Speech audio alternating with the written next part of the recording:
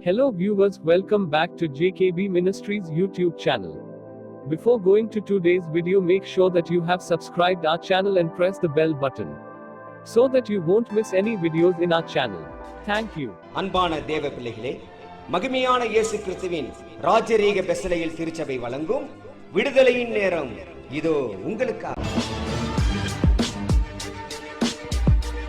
பிரியமான தேவனுடைய பிள்ளைகளே, இந்த நல்ல அருமையான வேளையில கூட ஒரு மேன்மையான தேவ சத்தியத்தை தேவனும் ஆட்டுக்குட்டியானவருமாய் இருக்கிற சிங்காசனத்திலிருந்து தேவ செய்தியின் தலைப்பாக பார்க்கும்போது சோதனைகளை ஜெயிப்பது எப்படி என்கிறதான தேவ சத்தியத்தை நாம் கேட்க போகிறோம்.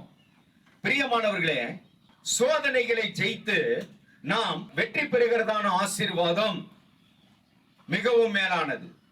ஆகவேதான் சோதனைகளை ஜெயித்து வெற்றி பெறுகிறதான ஆசீர்வாதத்தின் கிருபைகளை நாம் பெற்றுக்கொள்ளத்தக்கதாக நாம் சாதனையாளர்களாய் மாற உன்னதமான தேவன் சோதனையிலிருந்து நாம் ஜெயிப்பது எப்படி என்கிறதான விவரத்தை தேவ செய்தியின் வாயிலாக, விடுதலை நற்செய்தியின் வாயிலாக நமக்கு போதிக்கிற தேவன் மகா உன்னதமான தேவன். அவர் பெரியவர் என்பது பார்க்கிறோம். இந்த தேவ செய்தி நமக்கு ஜெயத்தை தரும் தேவ செய்தியாம். ஆகவே ஜெயம் என்று சொன்னாலே அது சாதாரணமாக கிடைக்காது. அந்த ஜெயத்திற்கு முன்னதாக வருகிறது தான் சோதனை, வேதனை, பலவிதமான பாடுகள், பலவிதமான உபத்திரங்கள், போராட்டங்கள். ஆகவேதான் பவுலாகிய அப்போஸ்தலன் சொல்லுகிறார், நல்ல போராட்டத்தை போராடினேன். அதுக்கு பின்னலாக தான், அந்த போராட்டத்துக்குள்ளாக தான் சோதனை. அந்த போராட்டத்தை போராடி நான் வெற்றி பெற்றேன் என்று சொல்லுகிறாராம். பாத்தீங்களா? ஆகவே சோதனை என்பதாக பார்க்கும்போது பிரியமானவர்களே, அது ஒவ்வொரு மனிதனையும் பரிசித்து பார்க்கத்தக்கதாக இருக்கிறது, பரிசீலனை கொடுக்கிறதா இருக்கிறது. பரீட்சையிலே எழுதி ஒரு மாணவன் வெற்றி பெற்றால் அவனுக்கு ஜெயம் உண்டாகும், இல்லைங்களா? ஆகவேதான் ஒவ்வொருவருக்கும் பரீட்சை என்பது மிக மிக உண்டாயிருக்கிறதாய் நாம் பார்க்கிறோம். ஆகவே யாருக்கெல்லாம் பரீட்சை வரும், யாருக்கெல்லாம் சோதனை வரும் என்று சொன்னால் ஒரு 3 வகையிலே நாம் பார்க்க இருக்கிறோம். அது நீதிமானுக்கு நீதியிலிருந்து அவன் பெற வேணும் என்று சொல்லி சோதனை வருகிறது. உத்தமன் உத்தமத்தில் இருந்து விலக வேண்டும் என்று சொல்லி சோதனை வருகிறது. மூன்றாவதாக சத்தியவான், அந்த சத்தியவான் சத்தியத்தில் இருந்து பின்வாங்கி போக வேண்டும், பின்மாற்றத்திற்குள்ளாக அவன் மாற வேண்டும் என்று சொல்லி இவ்விதமாக சோதனை வருகிறது. இந்த சோதனையிலிருந்து ஜெயித்தால் அவன் நீதிமான், இந்த சோதனையிலிருந்து ஜெயித்தால் அவன் உத்தமன், இந்த சோதனையிலிருந்து ஜெயித்தால் அவன் சத்தியவான் என்று சொல்லப்படுகிறது. பிரியமானவர்களே, ஆகவேதான் ஒரு வசனத்தை வாசித்து பாருங்கள். லூக்கா 8:13 கற்பாறை மேல் விதைக்கப்பட்டவர்கள் கேட்கும் போது சந்தோஷத்துடனே வசனத்தை ஏற்றுக்கொள்ளுகிறார்கள். ஆயினும் தங்களுக்குள்ளே வேர் கொள்ளாதபடியினாலே கொஞ்ச காலம் மாத்திரம் விசுவாசித்து சோதனை காலத்தில் பின்வாங்கி போகிறார்கள். பார்த்தீர்களா பிரியமானவர்களே? கொஞ்ச காலத்திலே தான் விசுவாசம், அதுக்கு பின்னதாக சோதனை, வேதனைகள், பலவீனங்கள் வரும்போது அவர்கள் விழுந்து போகிறார்கள். இவர்கள் எப்படிப்பட்டவர்களாம்? கற்பாறையிலே இதோ விதையானது விதைக்கப்படும் போது அந்த விதையானது வளராது என்பதாக பார்க்கிறோம். ஆகவே சோதனையில் இருந்து நாம் வெற்றி பெற வேண்டுவது மிக மிக முக்கியமான ஒரு காரியமாய் இருக்கிறது. ஆகவே எப்படியெல்லாம் சோதனை வருகிறது, எந்த வகையிலே சோதனை வருகிறது, சோதனையுடைய ரகங்கள் எப்படி, அந்த சோதனையை தூண்டி விடுகிற காரியம் எப்படி என்று பார்க்கும்போது முதலாவதாக அவனவன் தன் தன் சுய இச்சையினாலே சோதனைக்குள்ளாகி மாறி அவன் விழுந்து போகிறானாம். நமக்கு நாமே உண்டாக்கி கொள்கிறதான சோதனை, சோதனை நமக்கு நாமே உண்டாக்கி கொண்டு அதிலே விழுகிறதான சோதனை, இதுல நம் நிமித்தமாய் வருகிறதான காரியமாய் இருக்கிறது. இதைதான் யாக்கோப்பு 1:14 வாசிக்க கேட்போம். அவனவன் தன் தன் சுய இசையினாலே இழுக்கப்பட்டு சிக்குண்டு சோதிக்கப்படுகிறான். பாத்தீங்களா? சிக்குண்டு சோதிக்கப்படுகிறான் என்பதாக பார்க்கிறோம். இரண்டாவதாக பார்க்கிறோம் என்னன்னு கேட்டீங்கன்னா, சோதனைக்காரன் சொல்லியாச்சே, அவன் தானே பிசாசு, அவன் வருவானோ. பிசாசினாலே ஒரு சோதனை உண்டு அப்படின்னு பார்க்கிறோம். அதேதான் மத்தேயு 4 வசனத்தை வாசித்து பாருங்கள். அப்பொழுது இயேசு பிசாசினால் சோதிக்கப்படுவதற்கு ஆவியானவரால் வனாந்தரத்துக்கு கொண்டு போகப்பட்டார். பாத்தீங்களா, பிசாசானவனாலே சோதிக்கப்படுவதற்கு என்னன்னா ஆண்டவரும் கொண்டு போகப்பட்டார் என்று சொல்லப்படுகிறது. ஆகவே பிசாசானவன் சோதிக்கிறவன் என்பதாக எழுதப்பட்டிருக்கிறது. ஆகவேதான் இந்த பிசாசானவன் சோதிக்கப்படும் பொழுது அவனுடைய கிரியைகளை நாம் அறிந்து கொள்ள வேண்டும். அப்பொழுது அவனுடைய சூழ்ச்சிகள், அவனுடைய தந்திரங்கள், இவைகள் எல்லாம் நாம் அறிந்து கொள்ளும் போது அதிலிருந்து நாம் வெற்றி பெறலாம். எப்படியெல்லாம் வருவான் அப்படின்னா, போராட்டம் செய்யும் ஆவிகளாம். அந்த ஆவிகளை அனுப்புவான். அவனிடத்திலே தள்ளப்பட்ட ஆவிகள் உண்டு. ஆகவேதான் அவன் இப்பிரபஞ்சத்தில் லோகாதிபதியாக இருக்கிறபடினாலே, அவன் அதிகாரியாக இருக்கிறபடினாலே, பொல்லாத அதிகாரி, பொல்லாங்கன், கேடு உள்ளவன், கொலைகாரன், பாதகன், இப்படியான ஒரு சூழ்நிலையில் அவன் இருக்கும்போது அவனுக்கு கீழே இருக்கிறதான அசுத்த ஆவிகள், அந்த அசுத்த ஆவிகள் தள்ளப்பட்ட ஆவிகள், அந்த தள்ளப்பட்ட ஆவிகளை வைத்து என்னன்னா ஒவ்வொருவருக்கு மத்தியிலும் போராட்டத்தை உண்டு பண்ணுகிறான். அந்த போராட்டத்தை உண்டு பண்ணி அவன் வானமண்டலத்தில் உள்ள பொல்லாத ஆவிகளாய் இருக்கிறதான அனைத்து ஆவிகளையும் அவன் அனுப்புவானாம். பயங்கரமான ஒரு காரியம். ஆகவேதான் அவர்கள் வந்து பாவத்திலே விழ வைப்பார்கள். தேவனுடைய கற்பனைக்கு விரோதமாக தீச்செயல்களை கொண்டு வருவதற்கு மனுஷனுக்குள்ளாக இறங்கி மனுஷனை ஒரு பாத்திரமாக பயன்படுத்தி என்ன செய்வானா, பாவத்திற்குள்ளாக அவன் மாற்றி விடுகிறானா காணப்படுகிறது. விபச்சார ஆவிகள் மற்றுமாக மறுதலிக்கும்படியான மறுதலிப்பின் ஆவிகள், பயங்கரமான ஆவிகள், வஞ்சிக்கிறதான வஞ்சிப்பின் ஆவிகள், தள்ளப்பட்ட தூதர்களாய் இருந்து இவ்விதமான ஒரு தீர்மானம் செய்து அவனுக்கு ஒரு புரோகிராம் உண்டு, அவனுக்கு ஒரு ஆலோசனை எல்லாம் பண்ணி இவங்களுக்குள்ளார போகலாம் அப்படின்னு சொல்லி நீதிமானுக்குள்ளும் உத்தமனுக்குள்ளும் சத்தியவானுக்குள்ளும் அவன் என்ன செய்யறானா, கிரியை செய்கிறான். அவர்களை சோதனைப்படுத்துவதற்கே கடந்து வருகிறான் என்பதாக பார்க்கிறோம். வேண்டுமானாலும் ஒரு வசனத்தை வாசிக்கலாம். எபேசியர் 6:11-12 வசனங்கள். நீங்கள் பிசாசின் தந்திரங்களோடு எதிர்த்து நிற்க திராணி உள்ளவர்களாகும்படி தேவனுடைய சர்வாயுத வர்க்கத்தை தரித்துக் கொள்ளுங்கள். ஏனெனில் மாம்சத்தோடும் இரத்தத்தோடும் அல்ல, துரைதனங்களோடும் அதிகாரங்களோடும் இப்பிரபஞ்சத்தின் அந்தகார லோகாதிபதிகளோடும் வான மண்டலத்தில் உள்ள பொல்லாத ஆவிகளின் சேனைகளோடும் நமக்கு போராட்டம் உண்டு. பாத்தீங்களா, நமக்கு போராட்டம் உண்டு என்பதாக பார்க்கிறோம். ஆகவேதான் 3வது காரியமாய் நாம் பார்க்கும்போது கர்த்தரும் சோதிக்கிறவராய் இருக்கிறார். கர்த்தர் சோதிப்பாரா? பாத்தீங்களா, இது ஒரு யோசனை. கர்த்தர் ஒருவரையும் சோதிக்க மாட்டார்.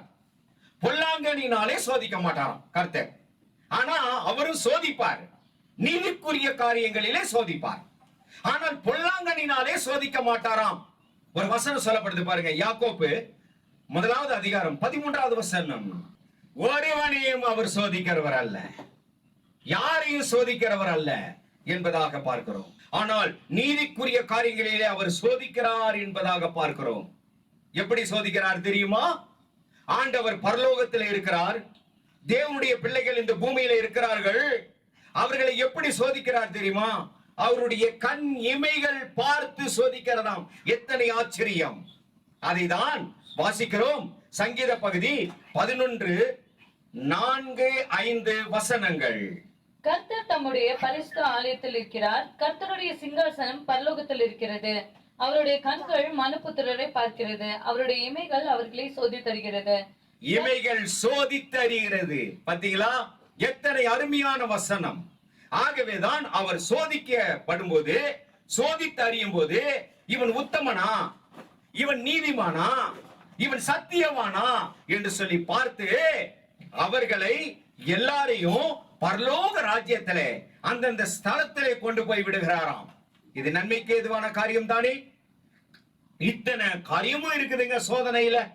ஆகவே இவ்விதமாக சோதனை என்பது 3 வகையான ஒரு காரியம் வரும்போது நாமும் அதிலே ஜெயம் பெற வேண்டும், வெற்றி பெற வேண்டும். அதிலே தேவ பக்தி உள்ளவன் எவனோ அவன் வெற்றி பெறுவான். அவன் நீதி உள்ளவன் நீதியிலே பிரலாதபடிக்கு அவன் ரொம்ப ஸ்ட்ராங்கா இருக்கும் போது அவன் வெற்றி பெறுவான்.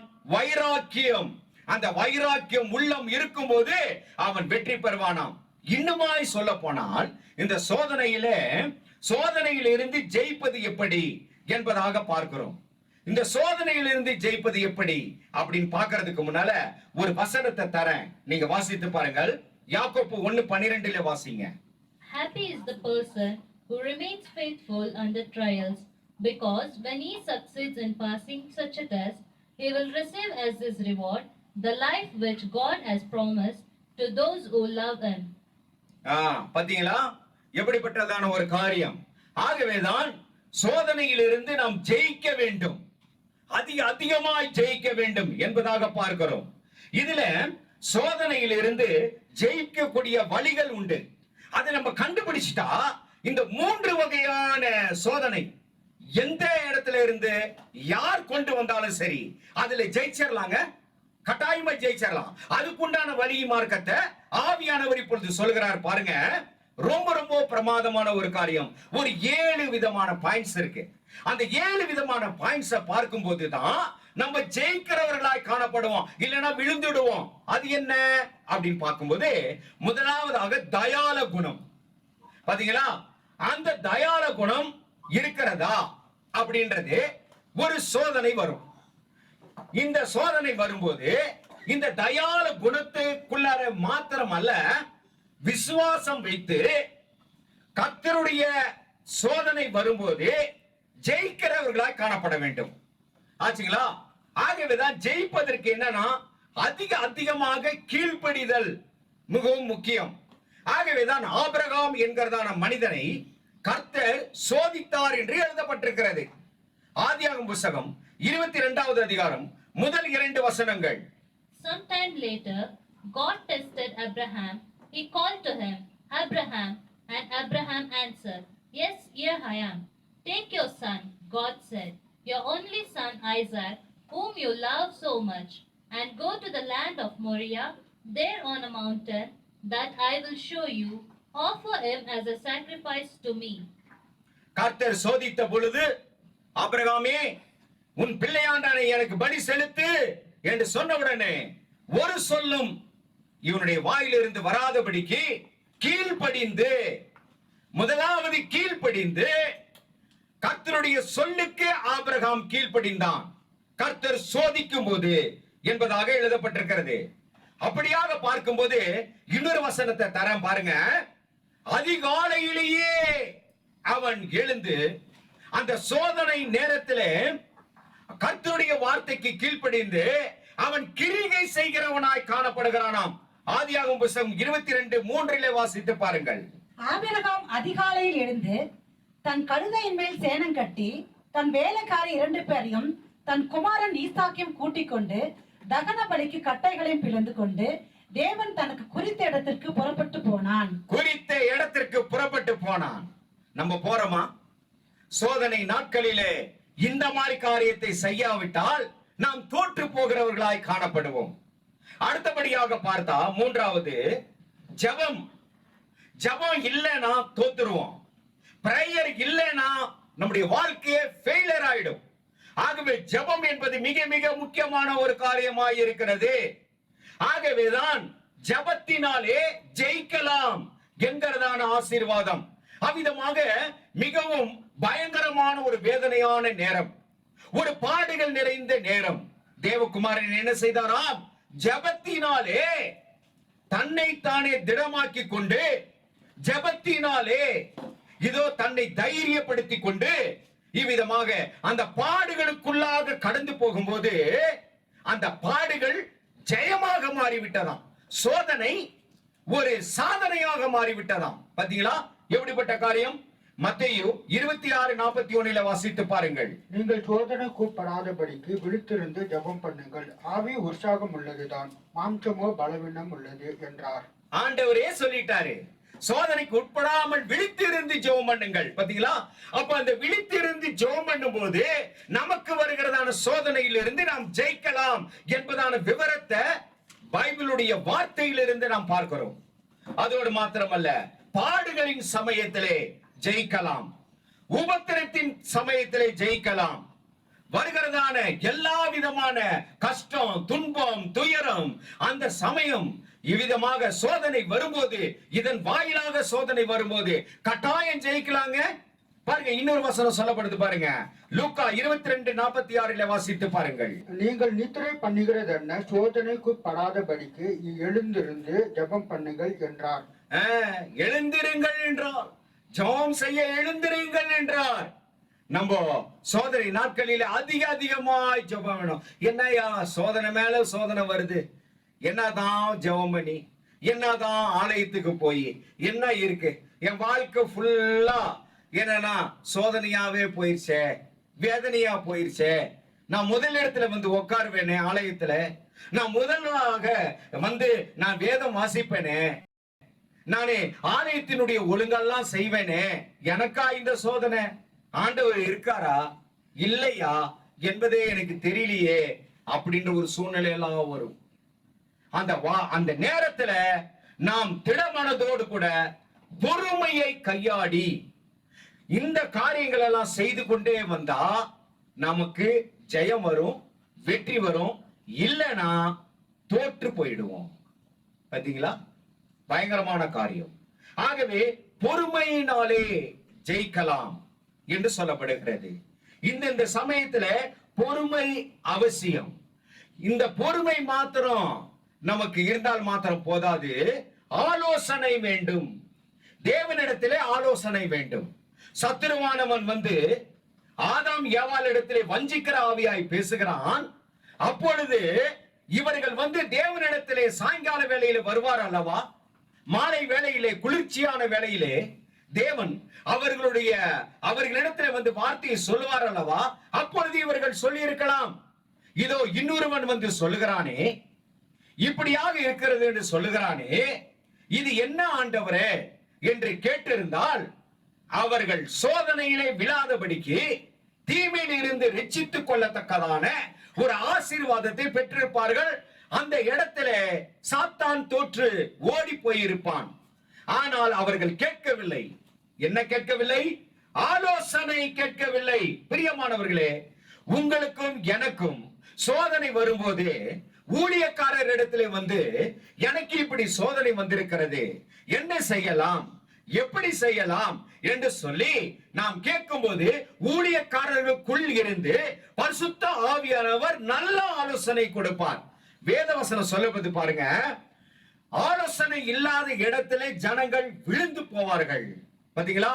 ஆலோசனை எங்கே இருக்கிறதோ அங்கே ஆரோக்கியம் உண்டாயிருக்கும் என்று அழகாய் எழுதப்பட்டிருக்கிறது. எப்படி? ஆகவே ஆலோசனை இருந்தால் ஜெயிக்கலாம். அடுத்தபடியாக 7வதாக பார்க்கும்போது அன்பின் ராஜரீக பிரமாணம். அந்த அன்பின் ராஜரீக பிரமாணத்திற்கு எதிரடியாகத்தான் சத்துரு சோதனையை கொண்டு வருகிறான். ஆகவேதான் யாக்கோப்பு 2:8 வாசித்து பாருங்கள். உன்னிடத்தில் நீ அன்பு கூறுவது போல பிறனிடத்திலும் அன்பு கூறுவாயாக என்று வேத வாக்கியம் சொல்லுகிற ராஜரீக பிரமாணத்தை நீங்கள் நிறைவேற்றினால் நன்மை செய்வீர்கள். ராஜரீக பிரமாணத்தை நிறைவேற்றினால் நீங்கள் நன்மை செய்வீர்கள். ஆகவே தான் தேவன் நம் மத்தியில அவர் நினைக்கிறதெல்லாம் என்ன தெரியுங்களா? நீங்களும் நானும் நல்லது செய்யணும், நற்கிரிகை செய்யணும், நன்மை செய்யணும். இல்லாவிட்டால் தீமையான கிரியை, சாத்தான் கொண்டு வருகிற கிரியை அதை செய்ய வைப்பான். ஆகவேதான் சோதனை நாட்களிலே இவ்விதமான காரியம் இருக்க வேண்டும் என்று சொல்லி நாம் பார்க்கிறோம். இவ்விதமாக முதலாவதாக இயேசு கிறிஸ்து அவர் சோதிக்கப்பட்டார் என்று நாம் பார்க்கிறோம். இயேசு கிறிஸ்து சோதிக்கப்பட்டாருங்க. ஆகவே இயேசு கிறிஸ்து சோதிக்கப்பட்ட உடனே அவர் என்ன அவரிடத்துல இருந்தது, எப்படி அவர் வெற்றி கொண்டார் பார்த்தாக்கா, முதலாவது ஞானம், இரண்டாவது வார்த்தை, மூன்றாவது மேலான சிந்தை, நான்காவது அதிகாரம். இந்த 4 விதமான காரியங்களை வச்சு பிசாசை ஜெயிக்கிறார் ஆண்டவர். திரும்பி சொல்றேன், இயேசு கிறிஸ்துவினிடத்துல ஞானம் இருந்தது. அந்த ஞானம் எப்படிப்பட்ட ஞானம்? பரத்துக்குரிய ஞானமாய் இருந்தது. இப்பிரபஞ்சத்துக்குரிய ஞானம் அல்ல. பரத்துக்குரிய ஞானம் சோதனையை ஜெயிக்க வைக்கும். இரண்டாவது வார்த்தை, இந்த பூமிக்குரிய வார்த்தை அல்ல, அது பிதாவின் வார்த்தை, வல்லமை மிக்க வார்த்தை. அந்த வார்த்தை எழுதியிருக்கிறதே என்று சொல்லி வேதத்திலே கற்று தேர்ந்து, வேதத்தில் இருக்கிறதான சகல விதமான நியமங்களையும் சகல விதமான கற்பனைகளையும் கை கொண்டு அதை கற்று தேறினபடியினாலே தேவன் என்ன செஞ்சாரு? பிசாசுக்கு மத்தியில மனுஷன் அப்பத்தினால் மாத்திரம் அல்ல, தேவனுடைய வாயிலிருந்து வருகிற வார்த்தையினாலே அவன் உயிர் பிழைப்பார் என்று எழுதியிருக்கிறதே என்று வார்த்தையை வைத்தார். வார்த்தையினாலே ஜெயித்தார். அதுக்கப்புறம் என்னன்னா, மேலான சிந்தை. சத்துரு கொண்டு போய் நிறுத்துகிறான்.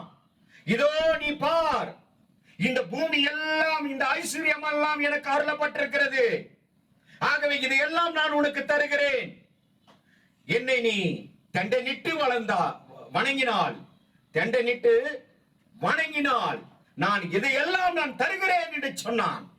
ஆண்டவர் என்ன செஞ்சாரு? மேலான சிந்தை உடையவராய் இருந்தபடியினாலே நான் உலகத்தான் அல்ல என்று சொல்லி, இதோ நான் பரத்துக்குரியவன், இந்த உலகமும் உலகத்தினுடைய ஐஸ்வர்யங்களும் எல்லாம் மறைந்து போய்விடும். எவ்வளவு நாள், எத்தனை நாள்? கண்டிமிக்கும் பொழுதிலே போய்விடுமே. அதுக்கு பின்னதாக ஒரு மறுஜென்ம வாழ்க்கை இருக்கிறதே என்று சொல்லி அந்த நினைவை வைத்து ஆண்டவர் என்ன சொன்னாரு? மேலான நினைவுக்குள்ளாக போய் இவைகள் எல்லாம் வேண்டாம், அப்பாலே போ சாத்தானே என்று சொன்னார். பாத்தீங்களா? அந்த மாதிரி ஒரு சூழ்நிலை வரும்போது நாம இப்படி சொல்லி பாருங்க, கட்டாயம் ஜெயிக்கலாம். அதுக்கப்புறம் பாத்தீங்கன்னா அதிகாரம், தேவனிடத்திலே வாங்கின அதிகாரம், பிதாவினிடத்திலே வாங்கினதான அதிகாரம். அந்த அதிகாரம் வாயின் வார்த்தைகளே சத்தமாய் வந்தபடியினாலே சாத்தான் பின்னிட்டு ஓடிட்டான். மின்னலை போல அவன் கடந்து போனான். பாத்தீங்களா? இப்படிப்பட்ட காரியம் இருந்த பொழுதுதான் பிரதானமாய் முதல் லிஸ்ட்ல, சோதனையிலிருந்து ஜெயிக்கப்பட்டவங்களுடைய முதல் லிஸ்ட்ல ஆண்டவராய் இயேசு கிறிஸ்து தான் என்று சொல்ல முடியும். இரண்டாவதாக ஆபிரகாம். நாம் ஏற்கனவே பார்த்தோம் இல்லைங்களா? அந்த ஆபிரகாம் இடத்துல என்ன இருந்தது? எப்படி ஜெயித்தார் சோதனையில் இருந்துன்னா, முதலாவது கீழ்ப்படிதல். உங்களுக்கும் எனக்கும் கீழ்ப்படிதல் இருக்கா? நாங்க சபைக்கு கீழ்ப்படிந்திருக்கிறோமா? போதகர்களுக்கு கீழ்ப்படிந்திருக்கிறோமா? தேவ வார்த்தைக்கு கீழ்ப்படிந்திருக்கிறோமா? சத்தியத்துக்கு கீழ்ப்படிந்திருக்கிறோமா? ஒண்ணு இல்லைங்க. நம்ம நல்மனசாட்சிக்கு கீழ்ப்படியுதா இந்த சரீரம்? நல்மனசாட்சிக்கு கீழ்ப்படியுதா இந்த சரீரம்? கீழ்ப்படிந்தா நிச்சயம் சோதனையிலிருந்து வெற்றி பெறலாம். ஒன்று. இதே ஆபிரகாமை குறித்து பார்க்கும்போது இரண்டாவதாக தியாகம். மனசுல ஒரு யதார்த்தமான மனசு. ஆண்டவர் தானே கொடுத்தாரு எல்லாமே, நான் தேவனுக்கு கொடுத்தா என்ன? பாத்தீங்களா அந்த எண்ணம்? இப்ப நம்ம கையில எல்லாம் செல்வம், சொத்து, சுகம் எல்லாம் நம்மளால வந்துச்சா? நமக்கு தேவன் ஆரோக்கியத்தை கொடுத்தார், நமக்கு தேவன் சக்தியை கொடுத்தார். ஆகவே எல்லாமே ஆண்டவர் தான் கொடுத்தாரு. நமக்கு சுகத்தை கொடுத்தவர் அவர் தான், நமக்கு சக்தியை கொடுத்தவர் அவர் தான், நம்முடைய வாழ்க்கையில சமுதாயத்தில் ஒரு அந்தஸ்தான இடத்துல நம்மை கொண்டு போய் நிறுத்தினது அவர் தான். ஆகவே எல்லாமே அவர் தான். ஆண்டவரே எல்லாமே நீங்க கொடுத்தீங்க, உமக்கு கொடுக்கறதுல என்னப்பா? அதுதான் யோபு சொல்றாரு, சோதனை காலங்கள்ல கர்த்தர் கொடுத்தார், கர்த்தர் எடுத்தார் அப்படின்னு சொல்லும்போது சாத்தான் தோத்துக்கிட்டே இருந்தான். பாத்தீங்களா? அதே போல நம்ம இப்படி சொல்லி பார்க்கணும். தயால குணம், தியாகம் இருக்க வேண்டும். அடுத்தது என்னன்னா, கொடுக்கக்கூடிய இதயம் இருக்கணும். பாத்தீங்களா? எதை கொடுத்தான் ஆபிரகாம்? தன்னுடைய குமாரனை கொடுத்தான். அந்த குமாரன் யாருடையது? கர்த்தருடையது. கர்த்தருடைய வித்து என்று சொல்லப்படுகிறது. வயோதிப காலத்திலே சத்துவம் தந்தது யார்? வயோதிப காலத்திலே அவனுக்கு தேவையான பலனை கொடுத்தது யார்? வயோதிப காலத்திலே அவனுக்கு இதோ குழந்தை செல்வம் கொடுத்தது யார்? அவர்தானே, தேவன் தானே. ஆகவேதான் தேவன் கொடுத்ததை நான் கொடுக்கிறேன் என்று சொல்லி அவனுக்கு கொடுத்தாரு. யாரு? ஆபிரகாம் தேவனுக்கு தன்னுடைய குமாரனை கொடுத்தாரு. அப்போ தேவன் என்ன கொடுத்தாரு தெரியுமா? அவருக்கு ஆபிரகாமுக்கு ஒரு பெரிய பட்டத்தை கொடுத்தாராம். விசுவாசிகளின் தகப்பன், திரள் ஜாதிகளுடைய தகப்பன் என்று சொல்லி பெரிய நாமத்தை கொடுத்துட்டாராம், பரலோகத்தை கொடுத்துட்டாராம். எவ்வளவு பெரிய விஷயம் பாருங்க. அதுக்கப்புறம் விசுவாசத்திலே தளரவில்லை ஆபிரகாம், விசுவாசத்தோடு கூட இருந்தார். ஆகவேதான் விசுவாசிகளின் தகப்பன் என்றும் பெயர் பெற்றான் என்று நாம் பார்க்கிறோம். மூன்றாவதாக மோசே. அந்த மோசே எப்படி அந்த சோதனை நாட்களில் இருந்து ஜெயம் பெற்றார்னா விடாமுயற்சிங்க. இன்னைக்கு உங்களுக்கு எனக்கு விடாமுயற்சி இருக்கா? ஆலயத்துக்கு வந்துகிட்டே இருக்கிறோம், ஒரு நாள் சோதனை வருது, காணப்படாம போயிடுறோம். எது? பிள்ளைங்களுக்கு நல்ல வாழ்க்கை வரும், அப்ப காணப்படாம போயிடுவோம். இதை செய், அதை செய், அதை செஞ்சாதான் இப்படிதான் இருக்கணும், அப்படிதான் இருக்கணும்னு சொல்லி போகும்போது ஆலயத்துல முதல் தரமா வந்து உட்காருவாங்க. தன்னுடைய பிள்ளைகளுக்காக, தன்னுடைய குடும்ப காரியங்களுக்காக, உலக காரியங்களுக்காக, என்னன்னா ஜோசியம், மந்திரம், தந்திரம், இவ்விதமாக உலகத்துக்கு அடுத்த காரியம், உலகத்தினுடைய எல்லா காரியங்களையும் பிண்டி பிணைந்து கடைசியில மனசாட்சியில சூடுண்டவர்களாய் அவர்கள் ஓடி போய் விடுவார்கள். வரவே மாட்டாங்க. அதுக்கப்புறம் வர முடியாது. சீட்டு காலியா போயிடுச்சு. அந்த சீட்ல இன்னொருத்த வந்து உட்காருவோம். பாத்தீங்களா? ஆனால் தான் வேதம் சொல்கிறது, நீங்கள் பெற்றுக்கொண்ட ரட்சிப்பை இதோ இன்னொருவன் பெறாதபடிக்கு நீங்கள் எச்சரிக்கை உள்ளவர்களாயிருங்கள் என்று சொல்லப்பட்டிருக்கிறது. சோதனையிலே விழுந்த பேரு அநேகர். ஆனால் ஜெயம் பெற்றவர்கள் ஒரு சில பேர் தான். ஆச்சுங்களா? அதே போல மோசே விடாமுயற்சியினாலே தேவனை கண்டு கொண்டார். முகமுகமாய் தேவன் மோசையின் இடத்திலே பேசினார். ஏன்? விடாமுயற்சி. தன்னுடைய வாழ்க்கையில மலையேறி விடாமுயற்சியோடு கூட காத்திருந்தார். தன்னுடைய ஆயுசு நாட்களையே பணைய வைத்தார் என்று பார்க்கிறோம். அவ்விதமாக மிகுந்த ஆர்வம் உண்டானது. வார்த்தையை கேட்கணும், ஆலோசனையை கேட்கணும். சரித்திரம் சொல்லுகிறது, ஆதி ஆகமத்தில் இருந்து பாத்தீங்கன்னாக்கா ஒரு 5 ஆகமங்களை மோசேயின் இடத்திலே தான் தேவன் சொல்லுகிறார். ஏன்? என்ன காரணம்? உட்கார்ந்து ஆண்டவர் இன்னும் சொல்லுங்க, வானத்தை எப்படி படைத்தீர், சூரியனை எப்படி படைத்தீர், நட்சத்திரங்களுக்குள்ளாக இருக்கிறதான ரகசியம் என்ன, சூரியன் இடத்திலிருந்து எப்படி ஒளி வருகிறது, ஆகாய விரிவு, அண்ட சராசரம், பயங்கரமான காரியத்தை தேவன் விவரித்து சொன்னார். மோசே எழுதி வைத்தார் என்று எழுதப்பட்டிருக்கிறது. மேலான கற்பனைகளையும் கொடுத்தார். எவ்வளவு பெரிய விஷயம் பாத்தீங்களா? ஆகவேதான் எல்லாவற்றுக்கும் மேல என்ன இருந்தது தெரியுமா? மோசே கர்த்தருடைய வீட்டில் எங்கும் உண்மை உள்ளவனாயிருந்தான். வேதத்தில் எழுதப்பட்டிருக்கிறது. ஆகவே தான் இப்படியெல்லாம் காரியம் இருந்த பொழுதுதான் இந்த 3 பேரை மாத்திரம்தான் நம்ம பார்த்திருக்கிறோம். இவர்கள் வெற்றி பெற்றார்கள், சோதனையிலிருந்து ஜெயம் பெற்றார்கள். ஆகவே சோதனை காலங்களில் மிக மிக அவசியமானது என்ன என்று பார்க்கும்போது 2-3 காரியம் நமக்கு கட்டாயம் அவசியங்க. அதை தான் ரோமர் 5:3 வாசித்து பாருங்கள். ரோமர் 5:3. அது மாத்திரமல்ல, உபத்திரமும் பொறுமையும், பொறுமை பரீட்சையும், பரீட்சை நம்பிக்கை உண்டாகிறது என்று நாங்கள் அறிந்து. உபத்திரம் வரும்போது பொறுமை வேண்டும். பாத்தீங்களா? பரீட்சை வரும்போது நம்பிக்கை வர வேண்டும். ஆகவே இவைகள் எல்லாம் இருந்தால்தான் கட்டாயம் சோதனையிலிருந்து நாம் ஜெயிப்போம். ஆகவேதான் இந்த செய்திக்கு உண்டான தலைப்பு என்ன தெரியுமா? பாருங்கள், சோதனைகளை ஜெயிப்பது எப்படி. விவரம் வந்துருச்சீங்களா? ஆவியானவர் நல்லா சொல்லி கொடுத்தாரா? இது மனிதனுடைய வார்த்தை அல்ல, வானத்தையும் பூமியும் படைத்த திவ்யமான தேவாதி தேவனுடைய வல்லமை மிக்க வார்த்தை.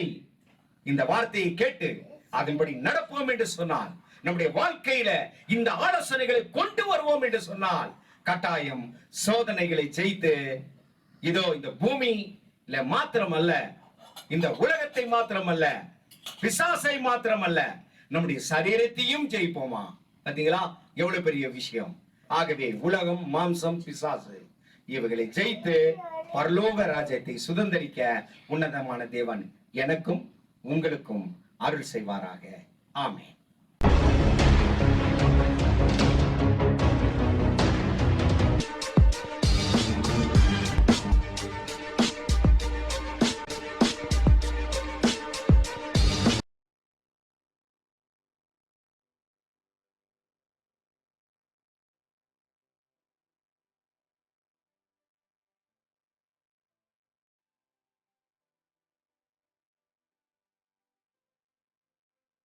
பிரியமான தேவ பிள்ளைகளே, இப்பொழுது கேட்டதான விடுதலையின் நற்செய்தி உங்களுக்கு அதிக பிரயோஜனமாக இருந்தது என விசுவாசிக்கிறோம். இந்த தேவ ஊழியம் அநேக நெருக்கங்களின் மத்தியில் நடந்து கொண்டிருப்பதால் இந்த டிவி ஊழியத்தை ஜெபத்தாலும் உங்கள் கையின் பிரயாசத்தாலும் தாங்கி தேவ ஆசீர்வாதம் பெறுங்கள். உங்கள் ஜெப தேவைக்கு தொடர்பு கொள்ள வேண்டிய முகவரி மகிமையான இயேசு கிறிஸ்துவின் ராஜரீக ஊழியம், ரெவரண்ட் கேபா ராஜ், எல்என் காட்டேஜ், ஆஸ்பத்திரி ரோட், உதகை. கைபேசி எண் 9435234477 மற்றும் 78717177